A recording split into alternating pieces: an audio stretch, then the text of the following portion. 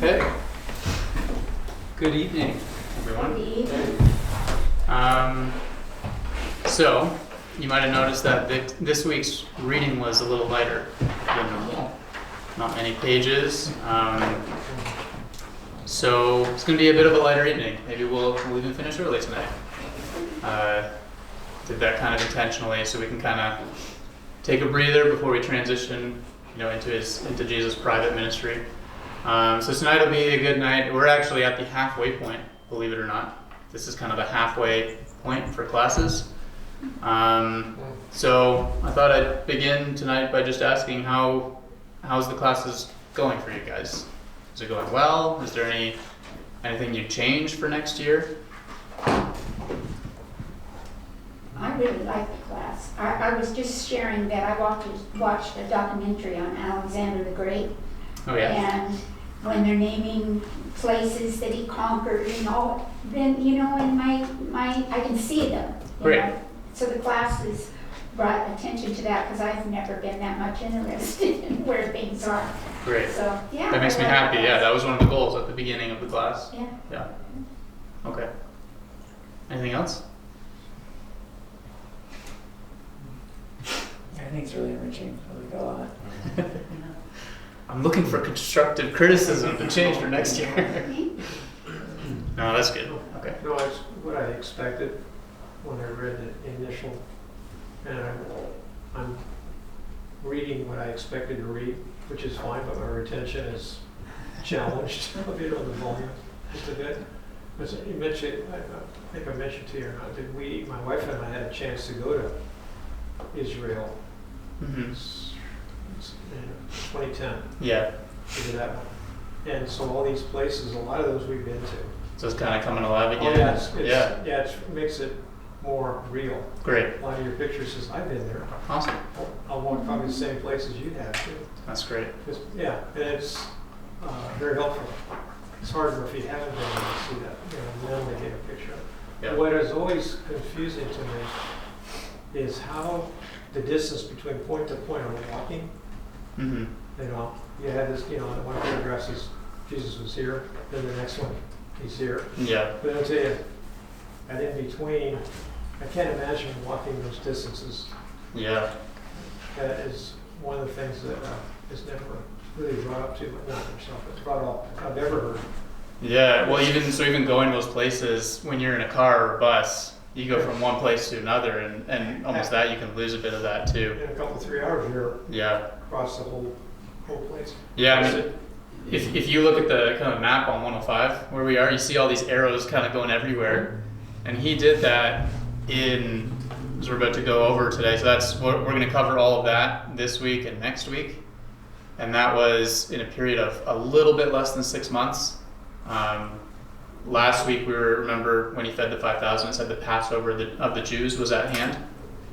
And we're going to end this section here with John 7, where it says the Feast of Booths happens, which is around October, Sukkot. So kind of from Easter, March, April to October, he does all of this that we're going to go over in the next 2 weeks. That's a lot of miles. It's a lot, A yeah. whole bunch. And I'm sure a whole bunch of stories that the gospel writers don't, they just didn't even put in there.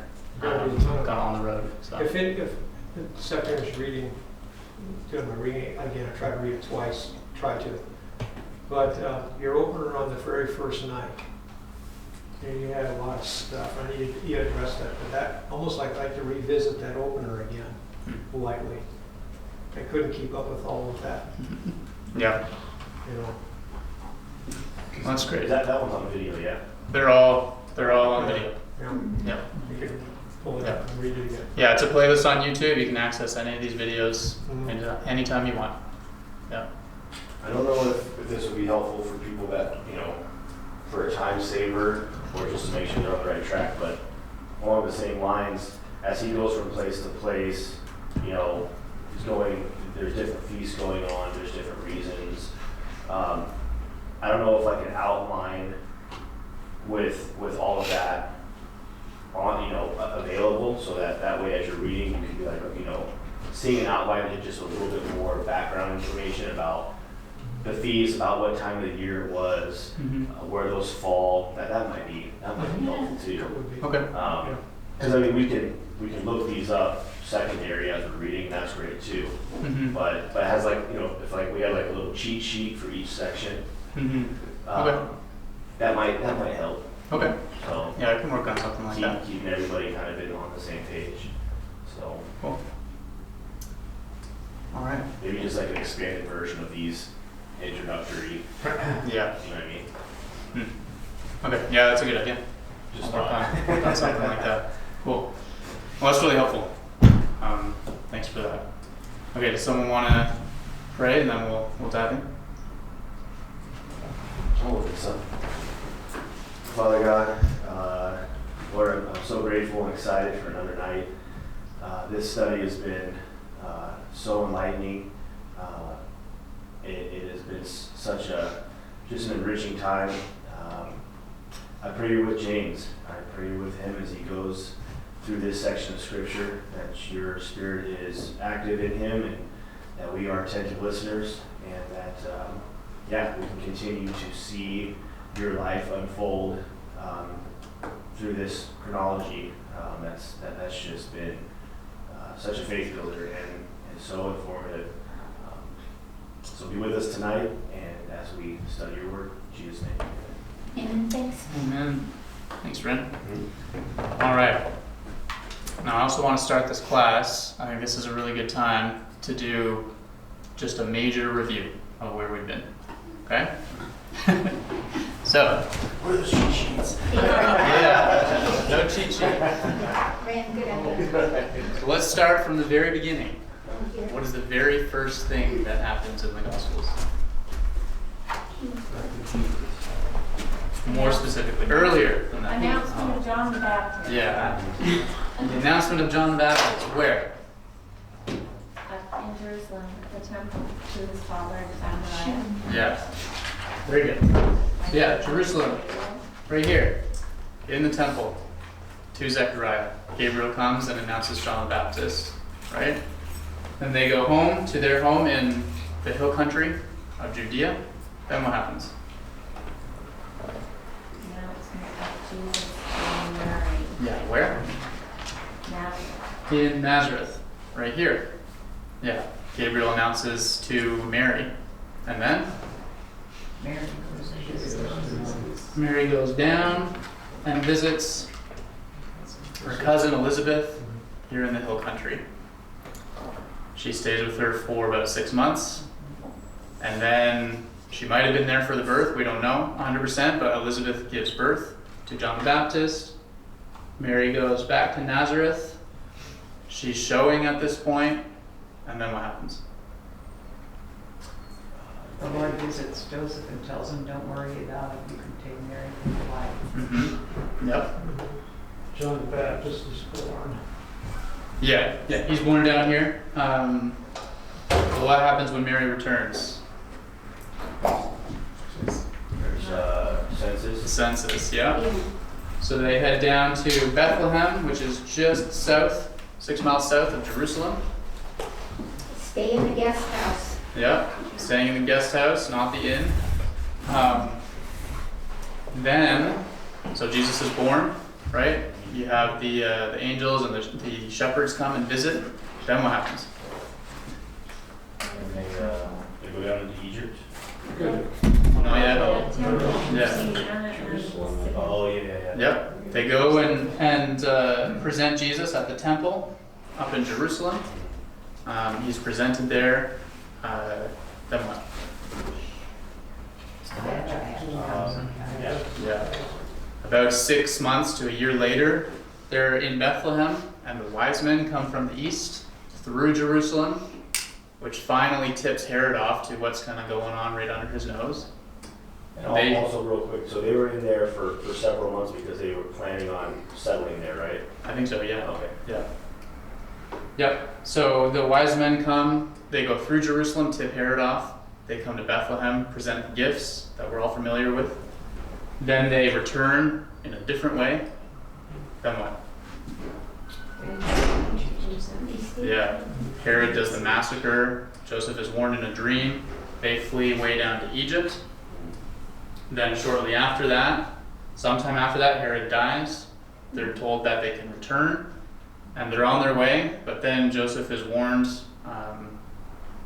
He hears that Archelaus is ruling in the region, one of Herod's sons. So instead of going back to Bethlehem, they go to Nazareth, and that's where Jesus is raised, right? Then we hear about Jesus' ministry. So what's the first thing with Jesus' ministry? You go to He go to the temple when he was a boy. Yep, he goes to the temple when he was a boy, 12 years old. Yep. And then his ministry starts when he's about 30 years old. And so what's happening at that point?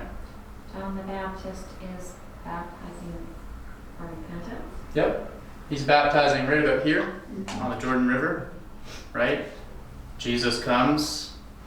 He says, "Behold, this is the Lamb." He's baptized. We have that scene where the dove descends on him. That begins his ministry. Then what happens immediately after that? goes into the Judean wilderness. Yep. He goes into the wilderness right about here to be tempted for 40 days. Then what? He comes back out and back to about where he was baptized. Mm-hmm. And now John's account of the baptism is him recalling what happened 50 days ago, right? So he recalls that. Then 2 of John the Baptist's disciples follow Jesus. One is Andrew, the other one is kind of unnamed, but we kind of said we're thinking maybe that's John. And then what?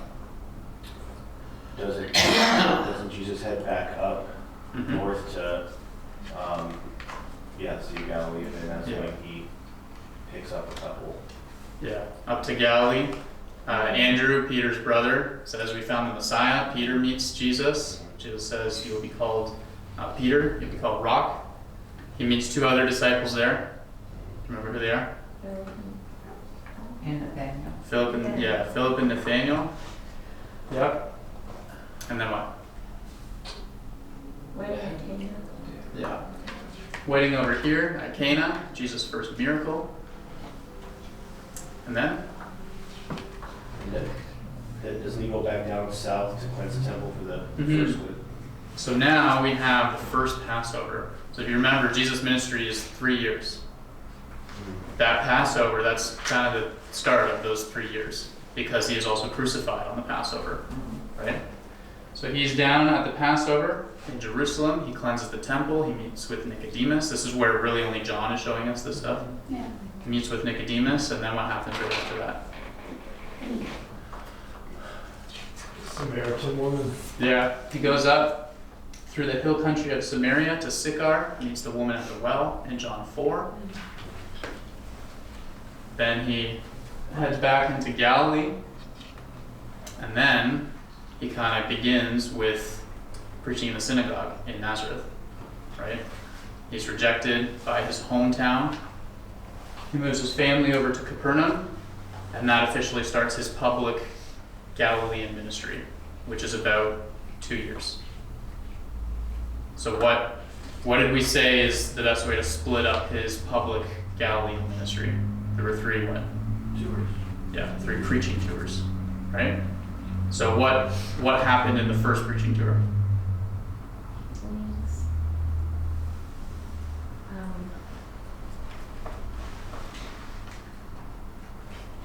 Healing.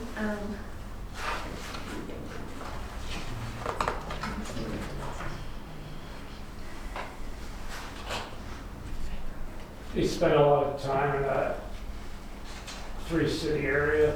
Mm-hmm. Yep. Yeah, in the 3 cities and all about the Sea of Galilee. Now he's gone public. He's healing a lot of people.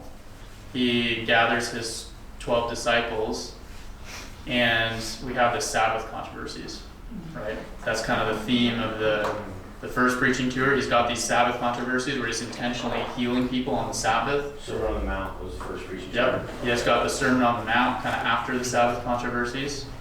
And then at the end of that, he pronounces the woes on the 3 cities already. And that first preaching tour is about 1 year, right? So that's kind of the first year of Jesus' 3 years, is in that first preaching tour. Then he's got his second preaching tour, what happened on the second preaching tour. Was this the tour that he heals the demoniac? Yeah, at the end. Yep. That was the end of it, okay. Yeah.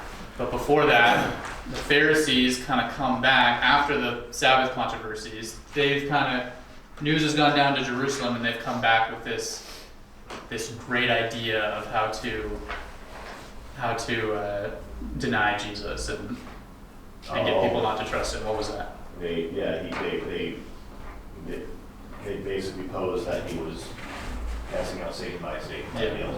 So that's kind of the theme of the second preaching tour, is he's just casting out demons by the prince of demons. And that kind of kicks off his busy day, right? Which is really the main part of his second preaching tour. So in Capernaum, over here, is where he's accused, right? Then what happens? He sails east, or he goes east, right, to the... Yeah, a little before that. So he's accused of blasphemy, and then what starts happening at that point? Parable? Yeah, he starts preaching parables. That's where we get all the kingdom parables, right? And so we got lots of parables there. And then near the end of the day, that's when he sails across over to here at Gadara, right? Right. On the way at night, what happens? Yeah, he's asleep, the storm. Yeah, so they're kind of battling with the storm all night. He rebukes the wind. They marvel at that, and then kind of at first light, they arrive here, and then immediately the man with legion comes to him, right? So then you got that whole story. News spreads of that, and they ask him to leave this region, right? So they sail back and come to Capernaum, and then you've got the story of Jairus and his daughter and the woman who's bleeding, right? That kind of ends the second preaching tour. And then the third preaching tour, that was basically last week. So what happens in the third preaching tour?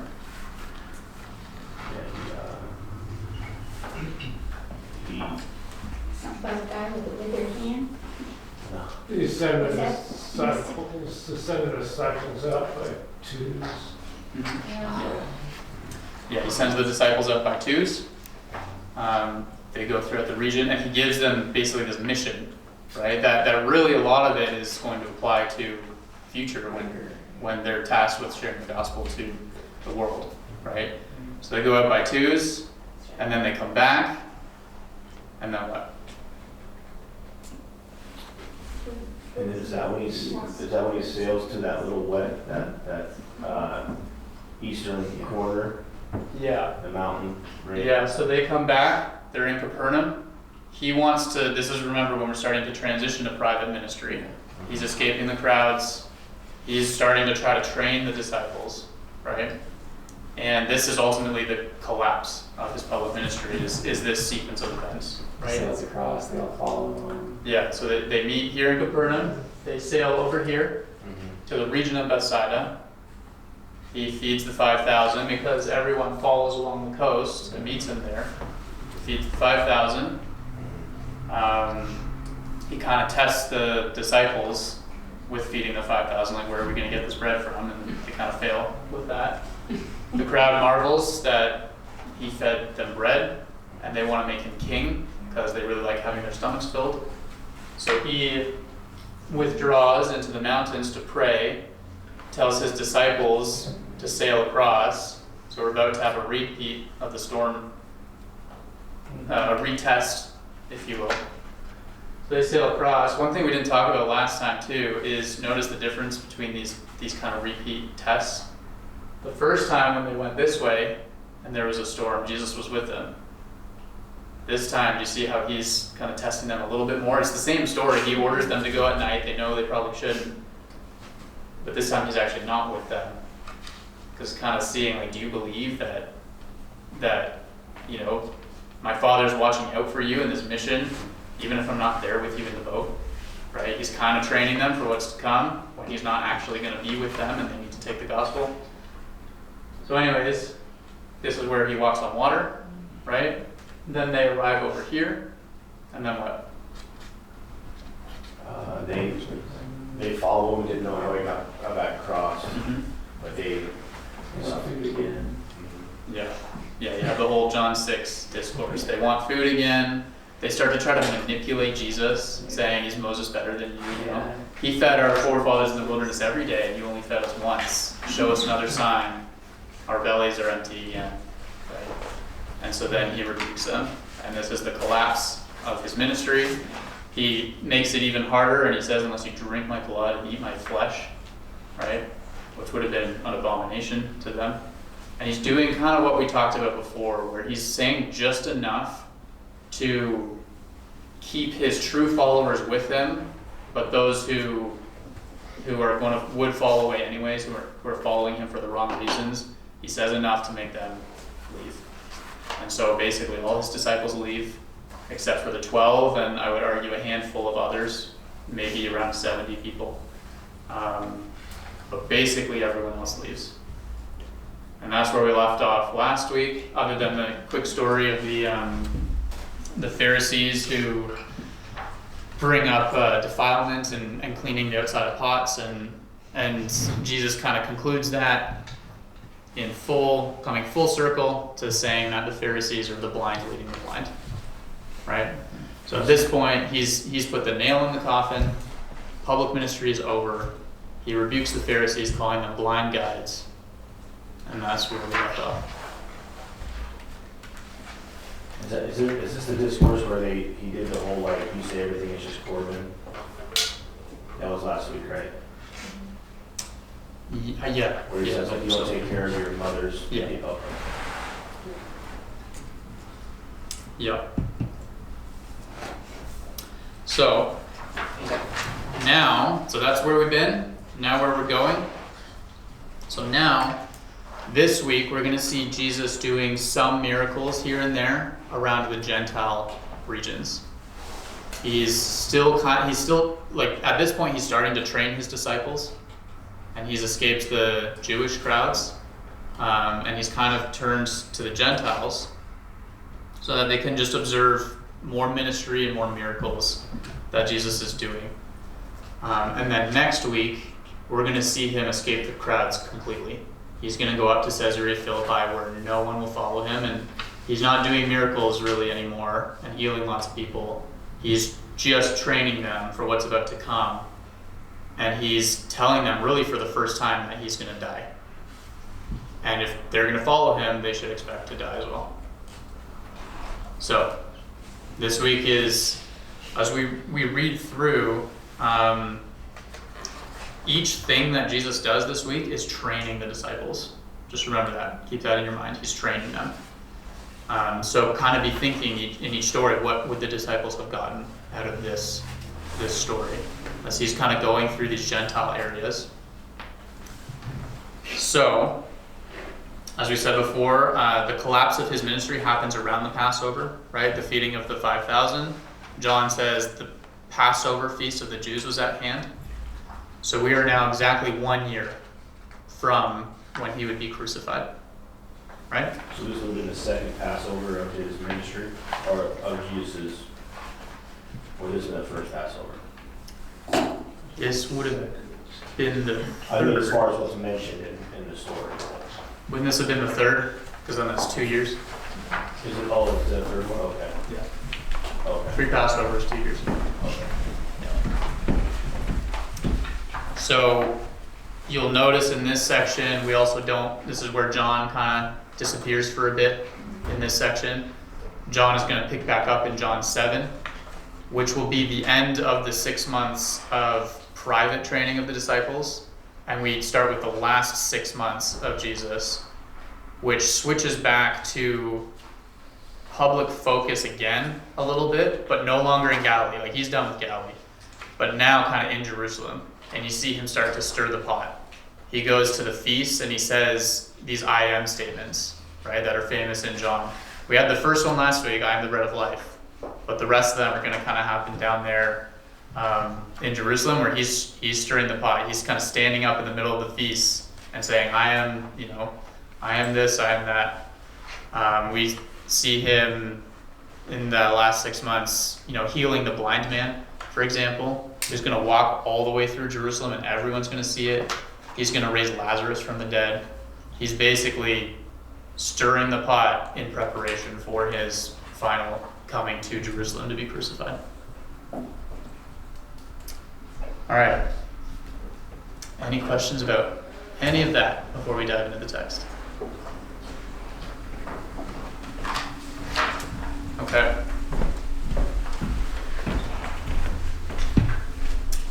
So, page 106, we see Jesus retreating to Phoenicia into a private home. Now, Phoenicia is kind of a coastal area up near where modern-day Lebanon would be. This is also kind of the Philistine area that the Israelites always dealt with. Philistines just means coastal ship-faring people. So he's heading into a very Gentile place. So Matthew 15, at the top there, it says, "And Jesus went away from there and withdrew to the district of Tyre and Sidon." For context, what just happened, if you remember, was he had that interaction with the Pharisees, concluding his public ministry, basically saying, what defiles a person is from within, it's your heart. These commandments that you have made up, you're just the blind leading the blind. And so not only does he rebuke the people following them, but he rebukes them as well. Yeah. So this is up in the northwest corner of the Sea of Galilee? Nope. This is, do you mean Tyre and Sidon? Sure. The Tyre and Sidon, yeah. Tyre and Sidon is up here. Oh, on the sea. Oh, okay. Yeah. Oh, okay. Yeah, so he's leaving Capernaum, Gotcha. and he's heading up here to Tyre and Sidon. This whole area here was very Gentile region. Oh, okay. Okay? So he's down with Galilee. There's no more place for him in Galilee because the crowds have rejected him. The Pharisees want to kill him. And also, finally, Herod Antipas has started to catch wind of Jesus. He started to notice, and it's really not safe for Jesus in Galilee anymore. So he's officially escaping the crowds by going up to Tyre and Sidon. And as I said, he's doing a little bit of ministry still to the Gentiles in front of the disciples to train them in Gentile regions.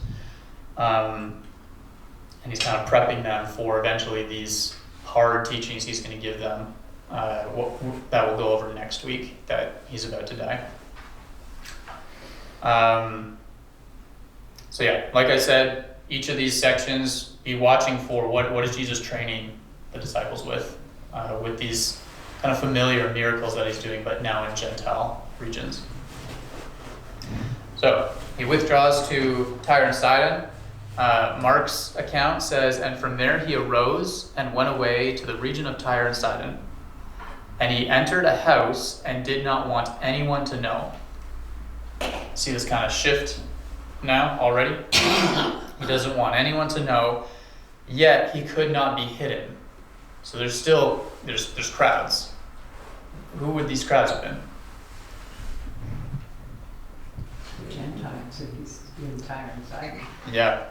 What we're seeing here kind of for the first time, I think, is we're seeing, remember originally when we said that Capernaum and Galilee was kind of the hub, and that travelers passing through on these trade routes are going to, words about Jesus is going to start spreading all over the place. And we're seeing it up there in Tyre and Sidon, these very Gentile places. So even there's these Gentile crowds now following Jesus. Would this house have been a Gentile's house or a house that they would have rented? Yeah, it would have been a Gentile's house. I believe so. But it doesn't say that the disciples opposed that at all, at least in the story. Yeah. Okay. Yeah, no, it doesn't. Yeah, it doesn't say exactly. It just says he entered a house. Right. So. Right. But at this point, wait till they get to Caesarea Philippi. That's a place no Jew would be caught dead. So the disciples are just kind of doing whatever Jesus says and following him wherever. So it says in Matthew 15:21 there, "So Jesus went away and withdrew to the district of Tyre and Sidon, and behold, a Canaanite woman from that region came out and was crying." In Mark's account, down, you see in verse 26 there, it says, "But immediately a woman whose little daughter had an unclean spirit heard of him, came down and fell at his feet." Now this woman was a Gentile. So both accounts are making it very clear this is a Syrophoenician, Gentile, Canaanite woman. So, all those social aspects that you guys are aware of are coming into play here. What we're really seeing here, I think, is Jesus preparing them for their future ministry, for when he would depart, which was first, as we were talking about last week, to go to the Jews, right? And then to the Gentiles. Remember last week when he sends them out two by two, and he said, don't go anywhere other than just Jewish places in Israel, right? And so now we're going to the Gentiles, because the Jews have rejected him. To me, I think it'd be good to read it really quickly. This reminds me so much of the parable, the parable of the banquet. Familiar? In Luke 14. Luke 14, starting at verse 15.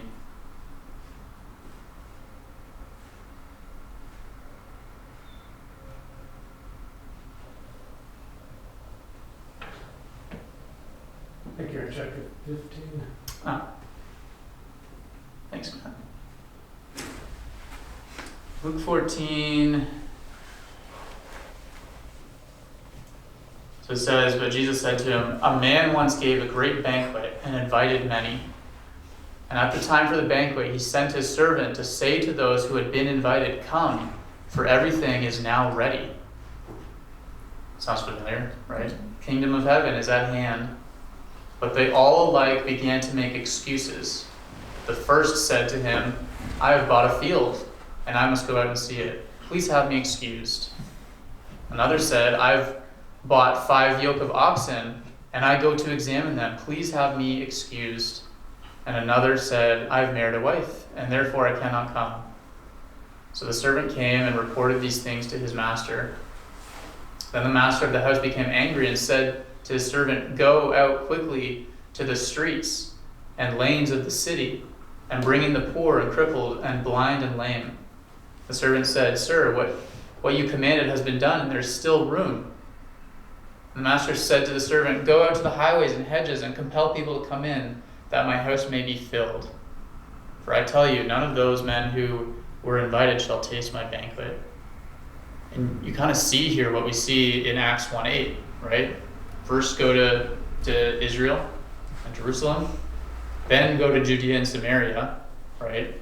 And then to all the earth. And so we're kind of seeing that pattern already here, which I think is very interesting. This age of the Gentiles that we're still in today. But we're seeing Jesus kind of instruct the disciples in this a little bit, in this part of his private training. So, in Matthew's account, "Behold, a Canaanite woman from that region came out and was crying, 'Have mercy on me, O Lord, Son of David.'" You see her just in desperation, calling Jesus Lord, Son of David. I found that pretty incredible. Now, remember, she's a Canaanite woman. She's a Gentile. Tyre and Sidon was known quite a lot for its temple to Ashtaroth, which was a pagan goddess of fertility that Israel had interacted with many times before.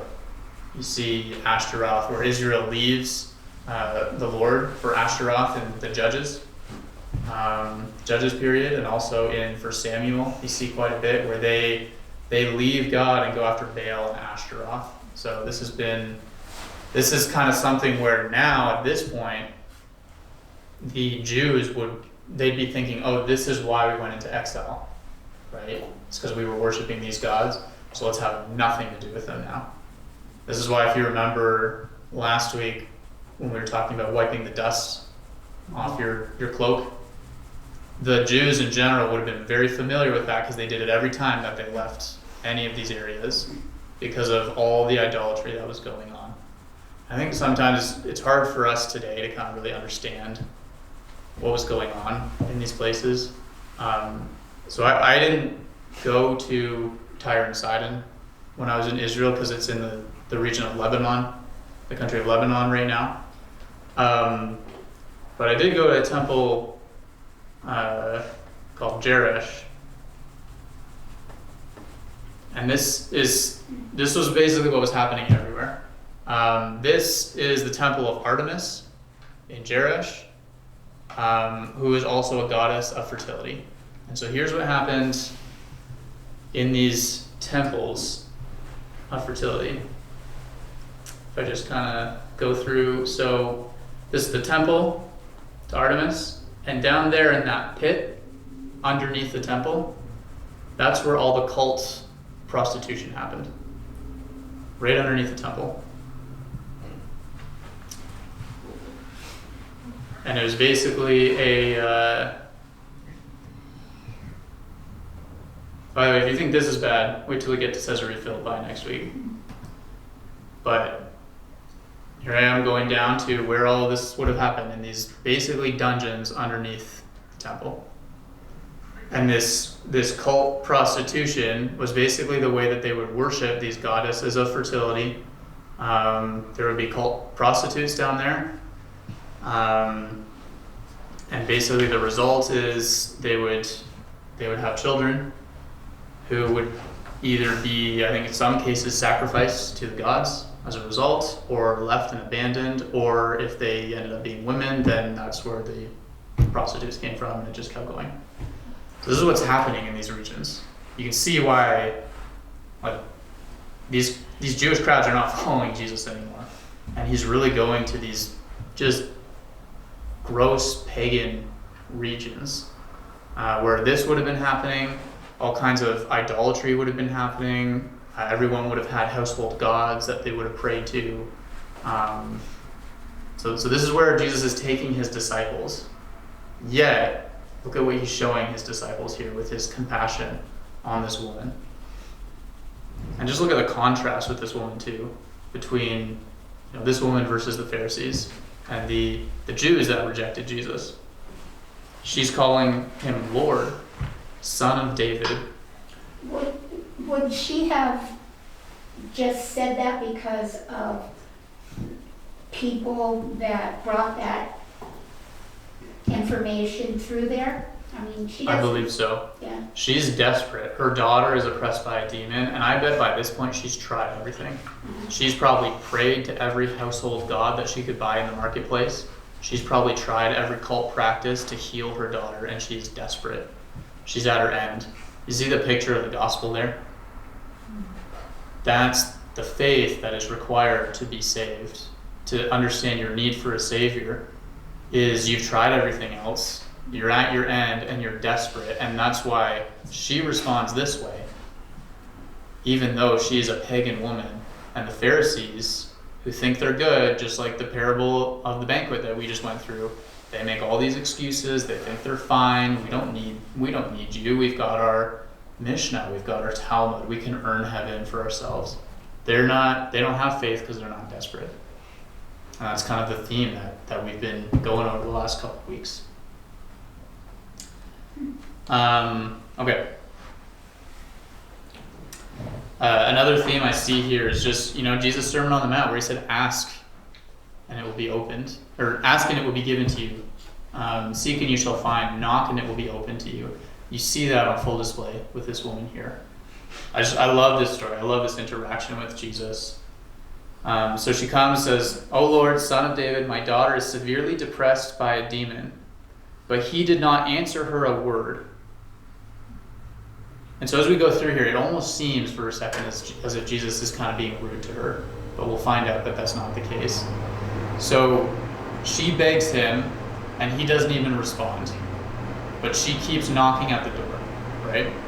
Just as he told people to do on his Sermon on the Mount. So he doesn't answer her a word, and it says, and his disciples came and begged him, saying, send her away, for she is crying out after us. So they're totally misinterpreting what Jesus is doing here. And they're just like, this Gentile woman, just get her away, right? But they're about to see this lesson of faith that Jesus is showing them. So he doesn't answer her a word. They say, send her away, for she is crying out after us. So in his second response here, he answered, I was sent only to the lost sheep of the house of Israel. Now, the Greek here is a little confusing. I don't know 100% that I agree with the ESV here, where it says I was sent only to the house of Israel. Admittedly, it's a very confusing Greek statement, but you do see what is a very clear statement in Mark's account, where it says, let the children be fed first, for it is not right to take the children's bread and throw it to the dogs. So he's not saying, like, I've only come for Israel, right? The best way, actually, in Matthew's to kind of render the Greek is, did I not come to the house of Israel? So he's not really saying only there. But anyways, he's saying, did I not come other than to go to the house of Israel? But look at how persistent she is. It says, but she came and knelt before him, saying, Lord, help me. And then his third response, it is not right to take the children's bread and throw it to the dogs. So 3 times he's kind of almost seemingly been rude to her or rejected her. But what he's doing here is he's allowing her to demonstrate her faith by being so persistent. Just look at her faith here. Her response, yes, Lord, yet even the dogs eat the crumbs that fall from their master's table. And finally, Jesus answers her, oh woman, great is your faith. Man, this whole time, Jesus is kind of on purpose allowing her to have to keep being persistent to demonstrate to the disciples and teach them, look at this faith of this woman who is desperate. Yet, even though she's a Gentile, look at her faith. Have you seen faith like this anywhere in Israel? There's almost nowhere where I see Jesus commending any Israelite for their faith like this. I can't think of Peter when he said, who else would he follow? Mm-hmm. Yeah, she understands her place here. Yeah, Eddie? So up in verse 24, I think it is, I was sent only to the lost sheep of the house of Israel. Could you expand on that a little bit? The house of Israel business? Who is he talking about? Well, he's saying that he was sent originally to the house of Israel, to the Jews. So if you contrast that to the Pharisees and all that bunch, they're obviously not part of the house of Israel. Well, he's saying that he was first sent to the house of Israel, and they've rejected him at this point.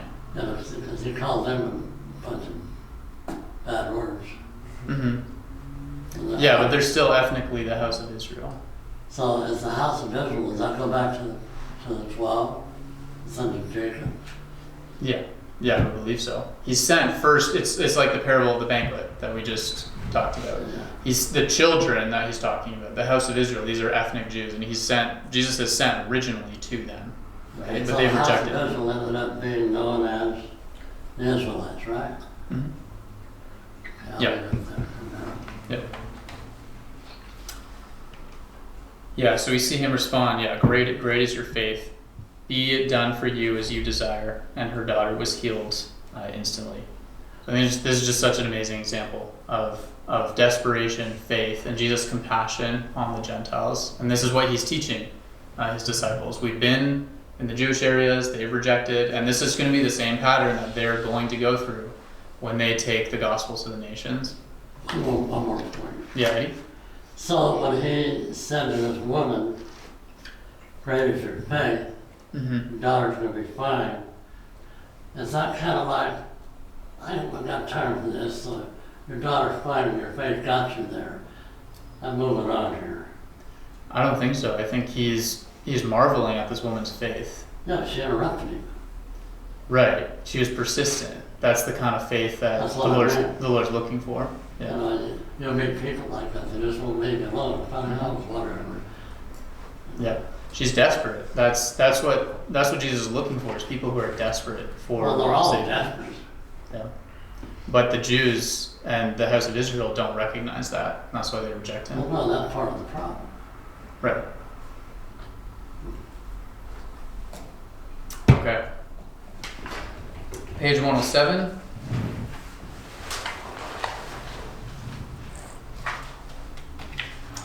So that happens up in Tyre and Sidon, which is again up here.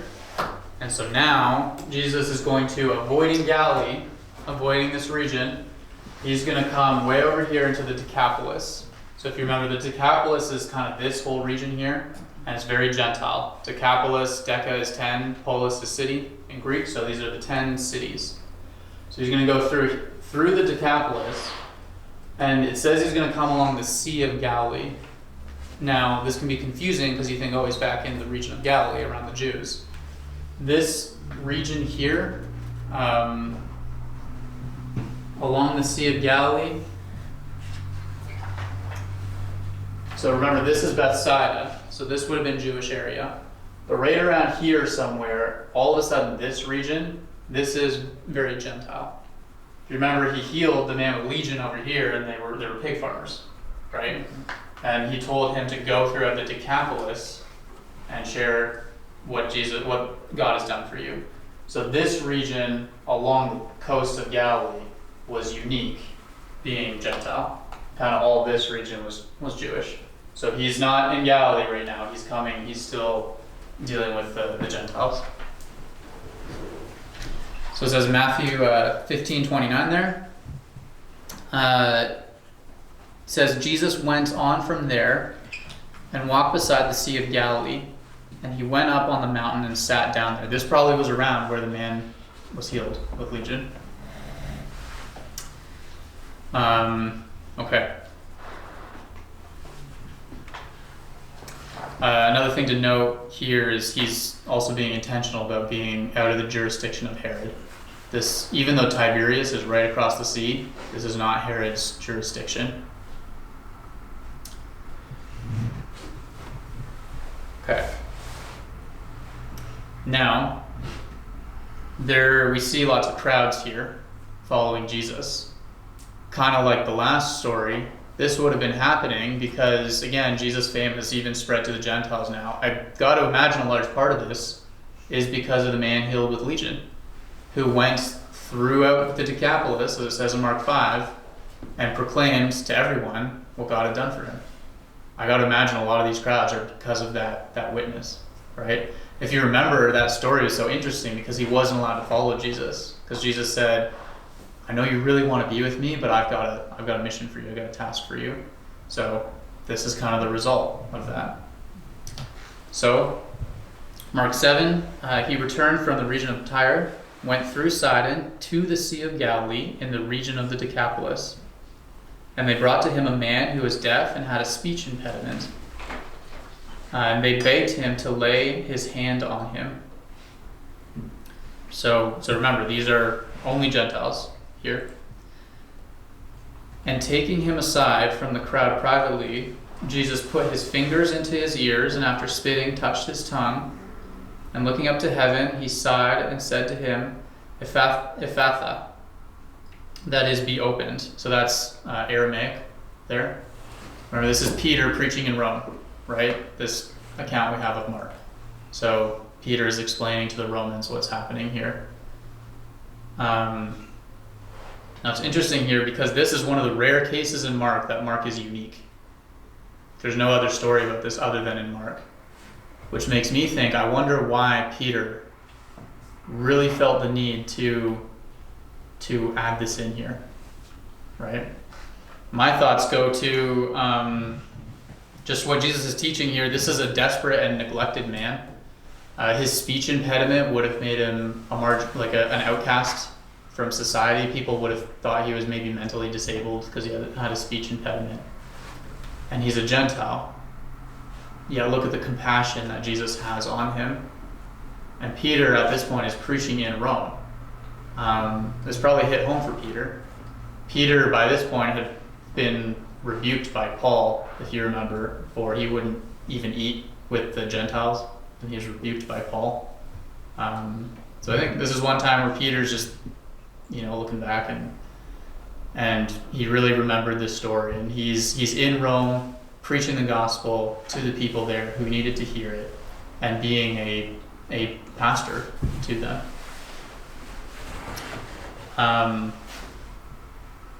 Now we see Jesus' compassion on this man. He, even though there's a big crowd and many people want to be healed, he takes this man privately aside. He has compassion on him.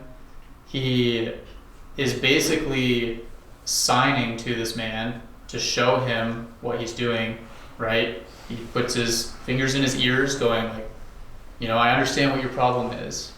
He touches his tongue. I understand what your other problem is. He looks up to heaven. He's saying, this is where the power is coming from that you're about to receive. And he sighs a visible emotion to demonstrate his compassion for this man, right? Why did he spit? I'm not 100% sure. But he does, it's almost like the lepers where he's touching this person. He's just showing the compassion. I mean, no Jew would ever touch a Gentile like this. Yeah, I'm not 100% sure why he spit though. This isn't the same region because I don't remember exactly where it's at, but when he spits and makes mud and puts it in their eyes and stuff, I don't know, but someone told me that in that region eye salve and stuff, they thought that saliva had medicinal purposes, and I don't know if I don't even know if that's true, but if this was even in the same region, like showing that, I don't know what he was doing with that. Yeah, I'm not 100% sure. Yeah, I don't know either. That's a bunch of point. So the point I heard was that he was showing, either confirming that there might be some medicinal purposes, but I can do more, or they were trying to make the point that your medicine doesn't work, but he does. I don't know. I haven't looked very much into it, like I said, at all. There's a bunch of opinions that probably are dead ends. Yeah. Maybe spit to wash his fingers. I don't know. Yeah. Yeah, so Jesus does this to this man. And then in verse 36, Jesus charged them to tell no one. But the more he charged them, the more zealously they proclaimed it. It's interesting here, the point of the story isn't this man's faith. It's kind of like, remember when Jesus healed the guy at the pool of Bethesda? We don't really see, that's the point of that story isn't about the guy's faith. He kind of didn't really have faith almost. Same with this guy here. The point of this is to demonstrate this to the disciples. Remember, his primary objective here is training his disciples. So he's kind of doing this aside with his disciples. And this guy, I mean, he was really joyful, obviously, but he kind of disobeys Jesus here, and he's telling everyone what happened, even though Jesus forbid him to do that. So we see Jesus is kind of avoiding the crowds here. That's his desire. But we see what's actually happening in Matthew, where there's so many crowds happening. So it says in verse 30 in Matthew's account, it says, "And great crowds came to him, bringing with them the lame, the blind, the crippled, the mute, and many others, and they put them at his feet, and he healed them. So the crowd wondered when they saw the mute speaking, the crippled healthy, the lame walking, and the blind seeing, and they glorified the God of Israel." So once again, we're seeing the contrast versus the Pharisees and their response to, basically the same things. One more question, I'm sorry. That's good. Go ahead, The Eddie. last sentence in Mark, he who makes the deaf hear and the mute speak, that's the fulfillment of prophecy, I think. Mm-hmm. Is that not true? Yep. Yeah, and Isaiah talks about that. That's what him and John the Baptist were having a little to do while he was in prison. Mm-hmm. Yeah. Yeah, exactly. Yeah, John's like, are you the Christ? And he's like, he says to the disciples, what have you seen? Yeah. Yeah, that's a good point. So now, we're basically having a repeat almost of the feeding the 5,000, except now it's a Gentile crowd, right? And here he feeds the 4,000. Similarities is obviously he's in the wilderness region. If you remember, along the Sea of Galilee, there were kind of 3 areas that were away from cities. One's here, because these are basically plains where you can't have a port for ships because there's not much of a drop off into the water, so you can't bring ships in. One is here where he feeds the 5,000, and one is here where he's about to feed the 4,000. And these places are kind of away from the cities. So, other things to note with this kind of repeat story almost is same pattern as we've been going through. First the Jews, and you see how they reject Jesus, and now the Gentiles. It's a repeat story with the Gentiles, and they're marveling at Jesus and glorifying the God of Israel. But it's also kind of a retest of the disciples.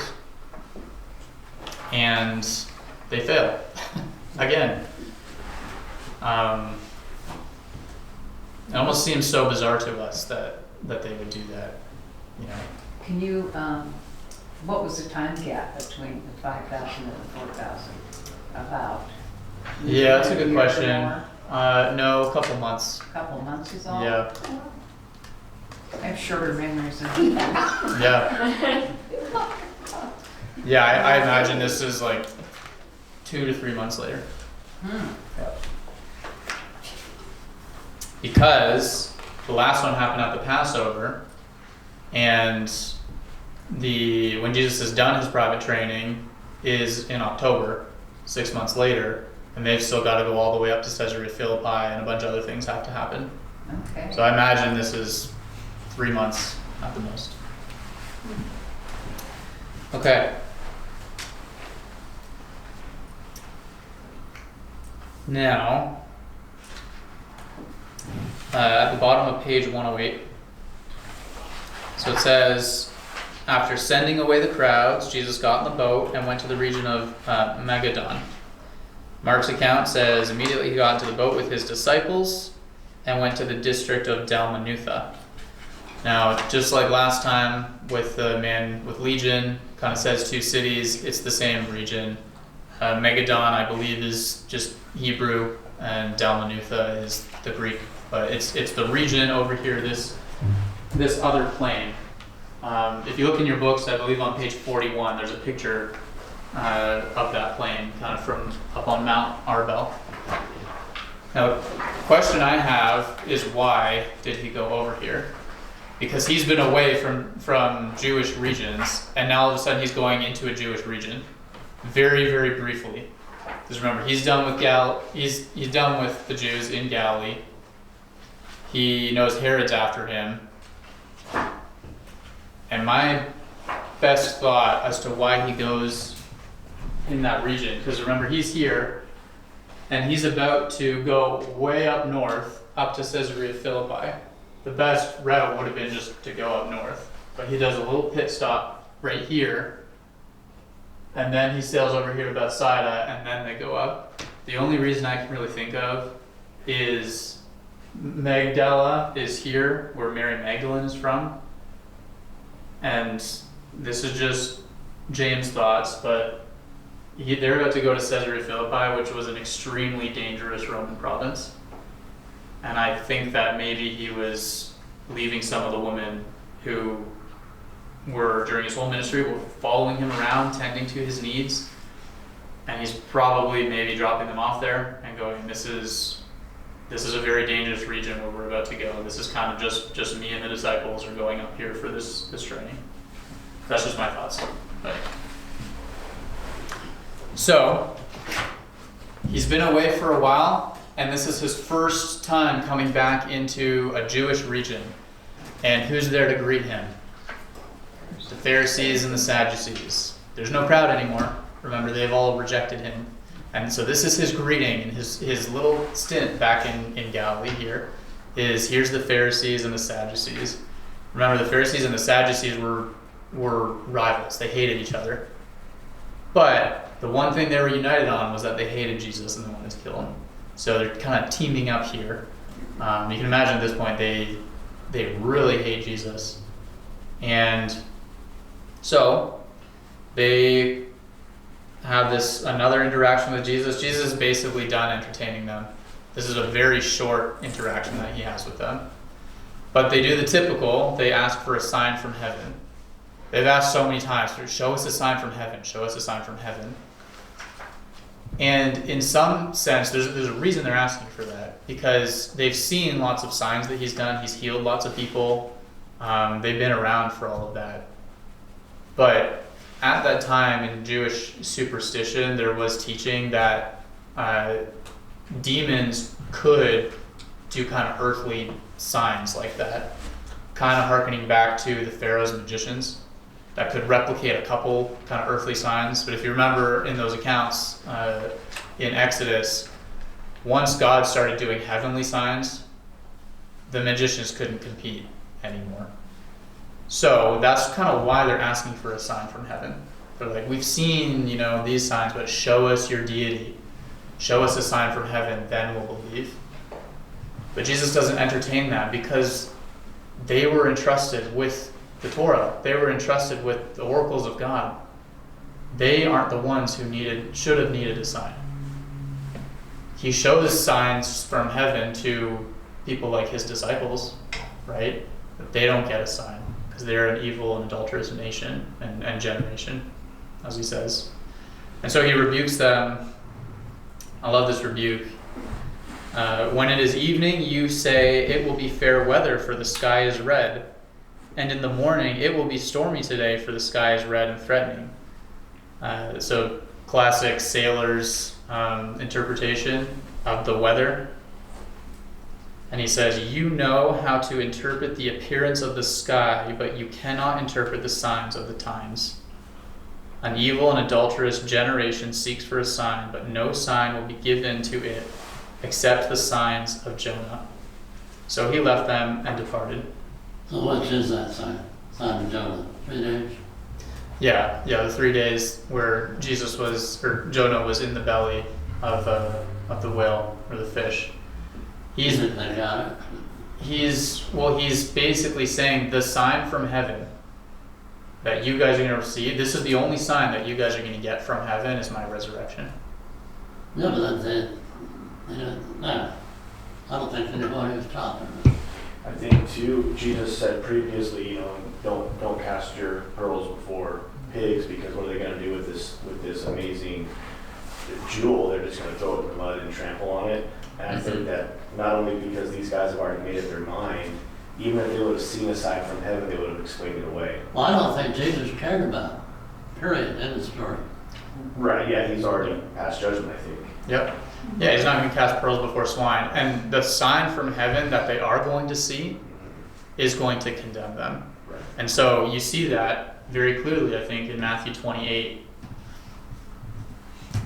Because we know, obviously, that the sign of Jonah is foreshadowing his crucifixion and resurrection. And so they've witnessed all of this. They've witnessed the 3 hours of darkness. They've witnessed the temple curtain being torn from top to bottom. They've witnessed the earthquakes. They've witnessed these signs from heaven, like they were asking for, and now they've got an empty tomb. All of that, those are all the signs from heaven that they were asking for. And look at what their response is. While they were going, behold, some of the guard went into the city and told the chief priests all that had taken place. This is the angel coming down from heaven, the rock being rolled away, Jesus being resurrected, basically. And when they had assembled with the elders and taken counsel, these are all the chief scribes and Pharisees, probably the people that Jesus was talking about right here. They have the council, and they have undeniable proof that Jesus is who he says he was at this point. They have their sign from heaven that they asked for over and over and over again. And look at their willing blindness to it. So when they had assembled and taken counsel, they gave a sufficient sum of money to the soldiers and said, "Tell people his disciples came by night and stole him away while we were sleeping. And if this comes to the governor's ears, we will satisfy him and keep you out of trouble." So they took the money and did as they were directed, and this story has been spread among the Jews today. I didn't know they were Democrats.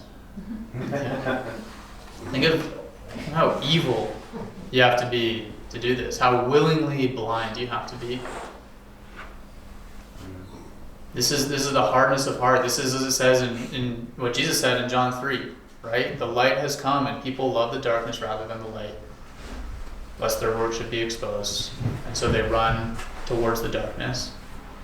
This is the rebuke on these Pharisees. Now I think here in Matthew's account you see an evil and adulterous generation. In Mark's account, why does this generation seek a sign? I think that when Jesus starts saying generation, this generation, he says many times coming up in the Gospels, he's referring to the Jewish leaders quite a bit. So keep that in mind as you see that in your upcoming reading. So now we see these two stories that are pretty similar in Matthew and Mark. Jesus and the disciples depart. So very short interaction with the Pharisees. And now they're headed from this interaction with the Pharisees over here in Magdala, and they're going to head over here to Bethsaida. And from there, Jesus is going to heal a blind man really quickly, and then they're off to Caesarea Philippi for the private training. But for this section, we'll read Mark's account. So look at the bottom of the page there. It says, "And he left them and got into a boat again, and they went to the other side, over to Bethsaida. Now they had forgotten to bring bread, and they had only one loaf with them in the boat. And he cautioned them, the disciples, saying, 'Watch out.'" Now in Greek, these are imperatives. They're very clear. In Greek word structure, you can actually see that it's a command based off how it's spelled. So it's very clear that Jesus is commanding them here. "Watch out, beware the leaven of the Pharisees and the leaven of Herod." So what is Jesus talking about here? The leaven of the Pharisees. That's our false teaching, isn't it? Mm-hmm. Yeah, and I think it's so interesting that he uses leaven, which, if you remember, was one of the kingdom parables before. Leaven.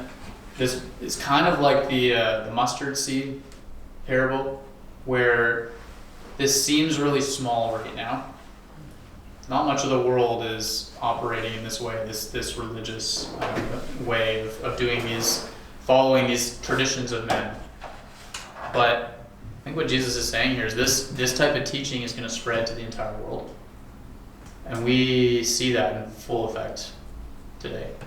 Think of how many religions that are based off the Bible that teach basically the same as what the Jews were teaching here, is to reject the salvation of Jesus by him alone and teach these commandments and traditions that you must do.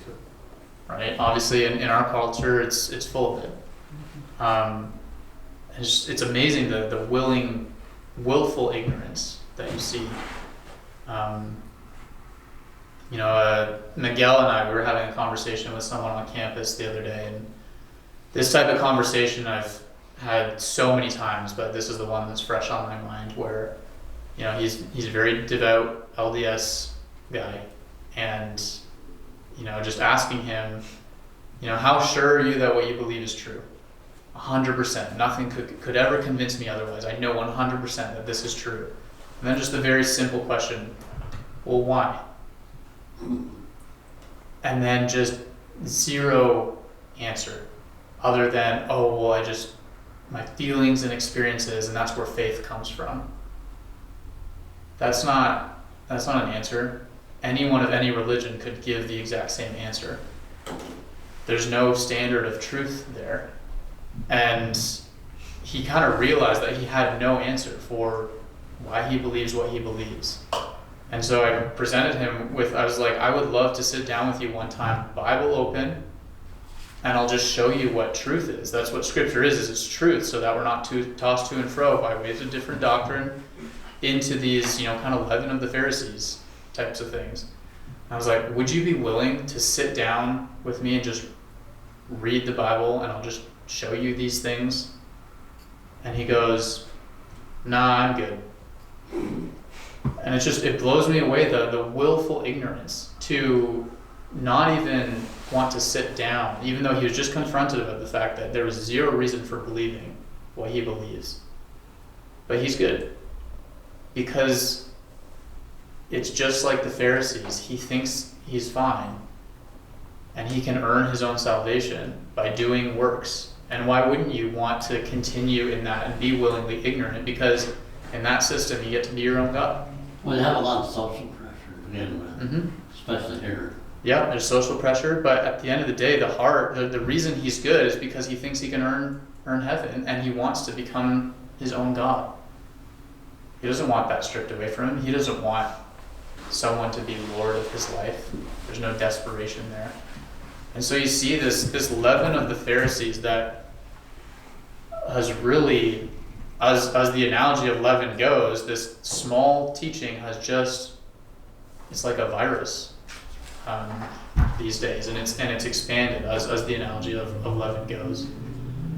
I think you really see clear rebuke of that in Galatians 5. If you remember in Galatians, they're struggling with this really small little detail. Yes, they believe in Jesus for salvation, but someone came and told them that they need to be circumcised as well to be saved. You need to follow this part of the law. And look at how Paul warns them. He says, "For freedom Christ has set us free. Stand firm, therefore, and do not submit again to a yoke of slavery." The slavery, this burden that the Pharisees had put on people, that Jesus constantly rebuked against. "Look, I, Paul, say to you that if you accept circumcision, Christ will be of no advantage to you. I testify again to every man who accepts circumcision, he is obligated to keep the whole law.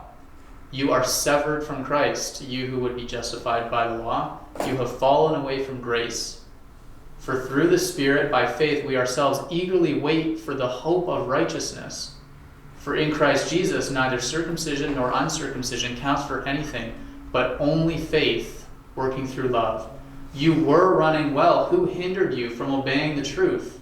This persuasion is not from him who calls you." And here it is. "A little leaven leavens the whole lump." Thinking this way, just a tiny little bit, that you can earn your salvation. That was the teaching of the Pharisees. And it's a plague. And we've seen how much it's grown and blossomed in our world today, in so many different religions that are based off the Bible, and just willing ignorance to not even read the Bible, which is the sign we have today, right? And see that, and just be content in following that. So, like we've been talking about before, nothing's new. Nothing's really new under the sun. It's the same thing over and over again. All right. So we'll close with this. So Jesus says, "Beware of the leaven of the Pharisees." Now he just mentioned something about bread, which gets their tummies rumbling because they're kind of hungry. They're like, "Oh, did he say bread?" They're not listening to what Jesus is saying. They're like, "Oh, bread. Oh, we forgot the bread." You know. And just back to the same old, right, with the disciples. You told about them. Pardon? We're not blaming. Come on, guys. Yeah. "And they began discussing with one another the fact that they had no bread. And Jesus, aware of this, said to them, 'Why are you discussing the fact that you have no bread? Do you not yet perceive or understand? Are your hearts hardened? Having eyes, do you not see? And having ears, do you not hear? And do you not remember?'" So he's lovingly rebuking them here. And I gotta imagine, this reminds me so much of dealing with kids, and probably even more if you have teenage kids. This is like kind of this discussion here with them, right? When I broke the 5 loaves for the 5,000, how many baskets full of broken pieces did you take up?" And they said to him, I imagine them going, 12. And the 7 for the 4,000, how many baskets full of broken pieces did you take up? And they said to him, 7. And he said to them, do you not yet understand? So he's rebuking them here. And it's easy for us to look at the disciples and go, wow, what a bunch of idiots. But we do the same thing, right? Where we can look back at how the Lord has provided for us and then all of a sudden get stressed out by finances and stuff like that. And it's just this teaching of if your purpose is aligned with the will of the Lord, you are guaranteed success. You really think this is where it ends, guys? You guys are about to starve, die of starvation here in the boat. This all led up to this. No, your Father is going to provide for you. And he's rebuking them here as children. Very different than the rebuke of lack of faith for the Pharisees. And he's rebuking them and lovingly chastising them because they need it, the way that a father would chastise a child. And he continues to train them after this, right? He just left the Pharisees. You see the contrast there. He just left the Pharisees, and he's not going to train them, right? But he continues to train the disciples. It reminds me so much of Hebrews 12.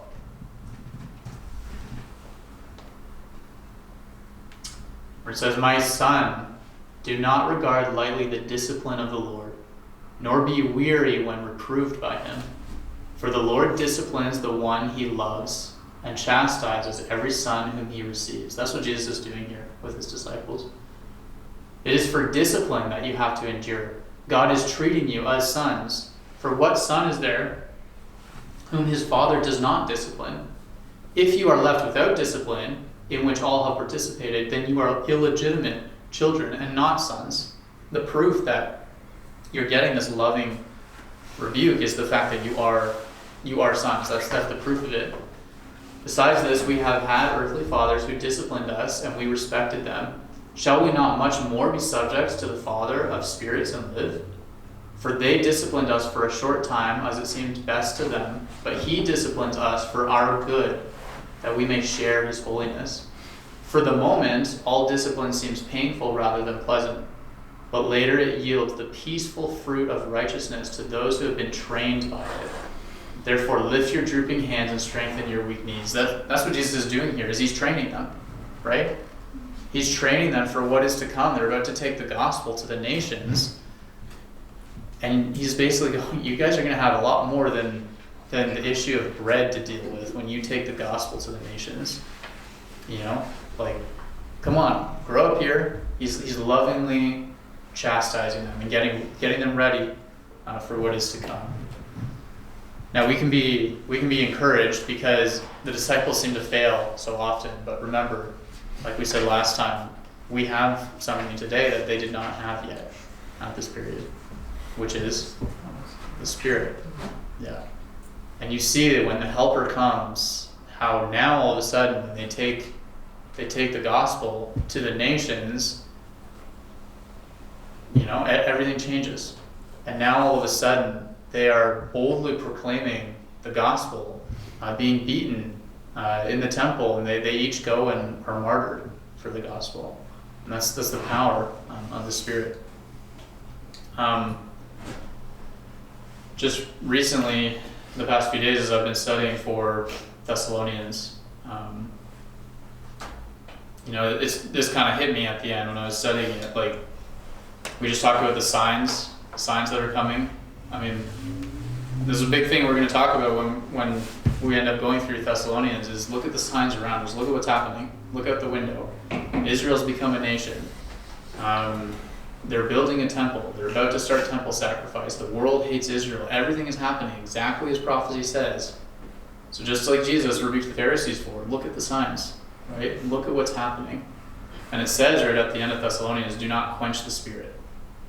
It's the Spirit that is given to us to aid us, to kind of wake up, get our eyes off of the bread, and focus on the mission that the Lord has us for, which we're seeing right here as he's training his disciples. And that's what I was reminded of as I went through this, is to be thinking about that.